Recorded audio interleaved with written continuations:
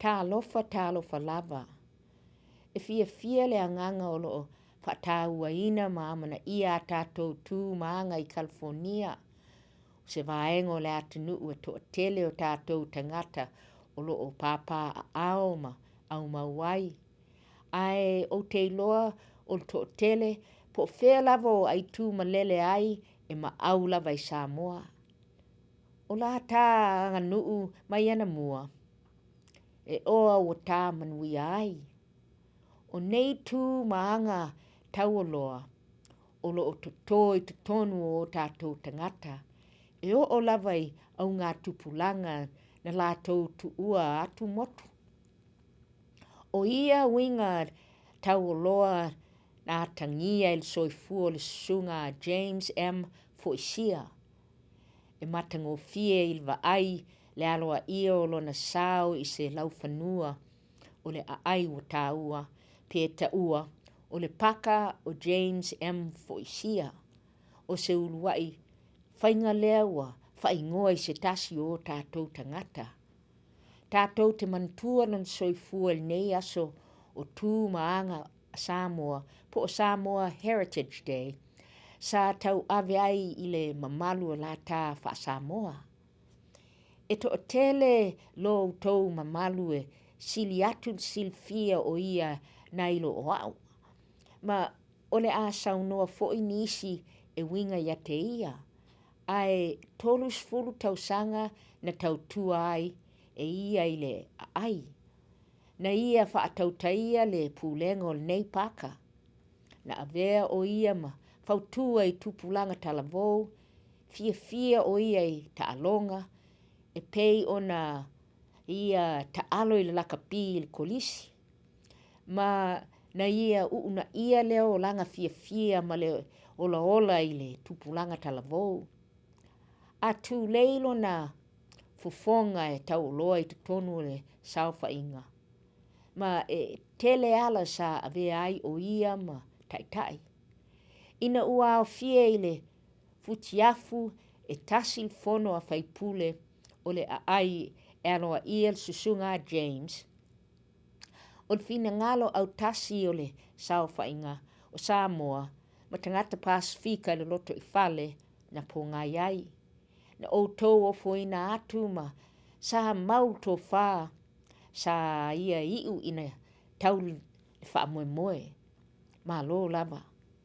Whaftai lo tau ma malu uma. O to wha lewa ta oto ai a tātou tau le lei ia o tau tū o. Ma lau wha mua e wha mausali ai le tuli matai e a tātou tupulanga le susunga James Foisia o se tangata Samoa aloa ia. E au tū I tangata tū maanga Samoa, tangata wa au whaatasi. E anga whaatamali'i, ma soa lau pule leutanga. I tātou tau ave pēr nei tū maanga. Ia manu teleina le awhia, whamanuia le tua le United States, tainane le mamalu o I Carson, California, whapea tangata I Amerika Samoa, po o Samoa I so o se vai panoa, so I fua ma ia manuia.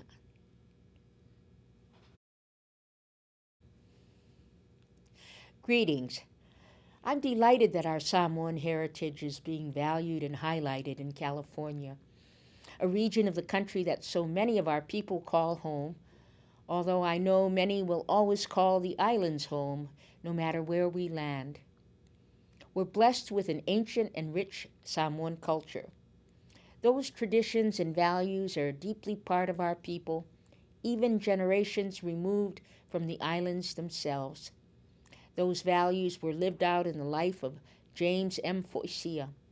It was wonderful to see his legacy honored with a city landmark, the James M. Foisia Park, the first of its kind, named for one of our very own. On this Samoan Heritage Day, we remember his life, which upheld the very best of our Samoa, our Samoan way. Many of you know his life story better than I do, and others will speak of him also, but he served the city for 30 years. He was recreation supervisor at this park. He was a mentor to the young. He loved athletics as he had played college football, and he promoted that happy and active lifestyle among the youth. He was a respected voice in the community and a leader in many ways. When the City Council unanimously voted to honor James, it was the unity of the local Samoan and Pacific Islander community that achieved that.